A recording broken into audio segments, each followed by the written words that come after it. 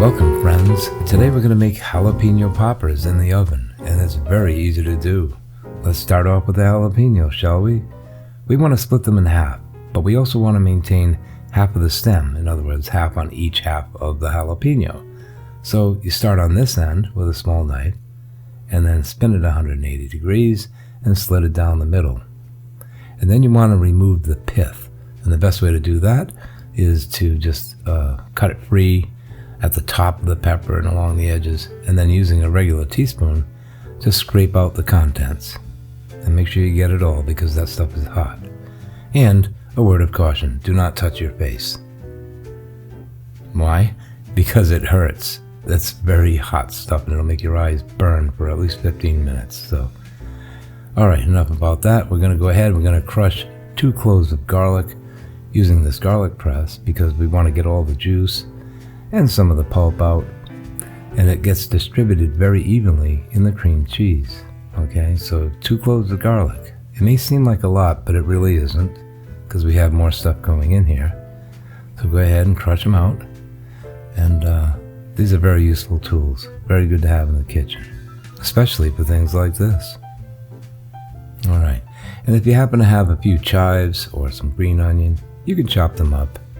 But that's optional. I just happen to have a couple left in the garden, so I snipped them off and I'm throwing them in, but they disappear into that mix and you don't really taste them, so it's not important. And the next major ingredient in here is bacon. I have 6 slices, but I'm only showing 3 here. I just want to show you how I make my bacon bits, okay? Homemade bacon bits are vastly superior to anything you buy in the store, and it's worth the time that it takes to do. And then we want to shred some cheddar cheese. That's an 8-ounce block. I'm using just over half, so I would say I used 5 ounces of cheddar cheese.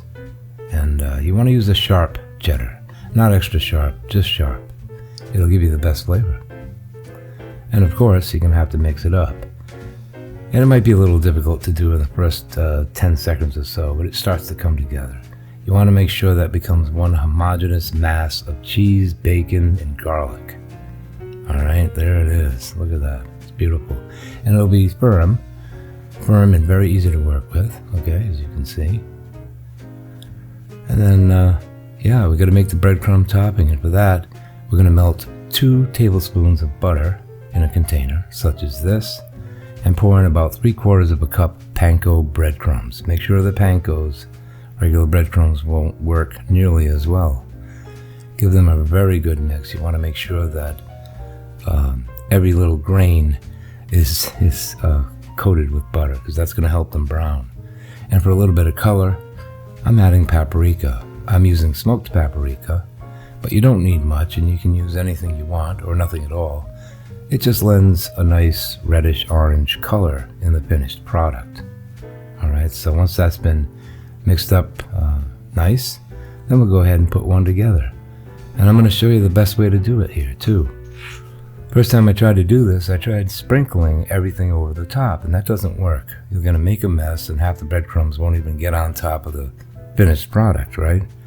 So put them in a plate and start stuffing your jalapeno halves with that. Now, you don't want to overfill them and you don't want to underfill them. Remember, you have to stretch that filling across 12 of these.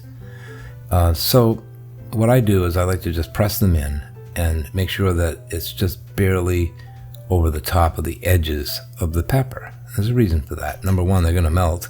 And number 2, you want to make sure that when you invert this onto the plate, it comes in contact with all those breadcrumbs. And you see? The crumbs just stick to the cream cheese. It's the cream cheese that's doing this, and it's allowing those crumbs to stick. Alright?